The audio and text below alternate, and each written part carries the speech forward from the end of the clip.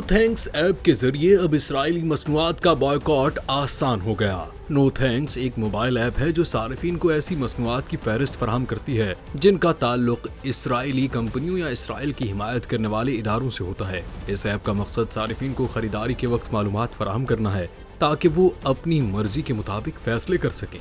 Israel की मदद करने वाली कंपनियों में ब्लूमबर्ग एलपी भी शामिल है, जो आलमी सतह पर मालियाती मालूमात फराहम करने वाली एक बड़ी कंपनी है। ये कंपनी इसराइल में मुख्तलिफ शोबों में सरमायाकारी कर चुकी है। माइकल ब्लूमबर्ग, जो इस कंपनी के बानी और साबिक न्यूयॉर्क सिटी मेयर हैं, इसराइल के साथ अपने ताल्लुकात और हिमायत का खुलेआम इजहार कर चुके हैं।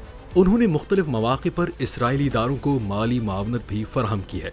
माइकल ब्लूमबर्ग की जानिब से इसराइल को दी जाने वाली फंडिंग के हवाले से मुख्तलिफ बैनुल-अक़वामी रिपोर्ट्स मौजूद हैं। इसके अलावा बाज़ गैर कानूनी मुसद्दिका रिपोर्ट्स के मुताबिक पाकिस्तान में भी उनके नाम पर गैर कानूनी फंडिंग से मुताल्लिक तहकीकात की खबरें सामने आ चुकी हैं।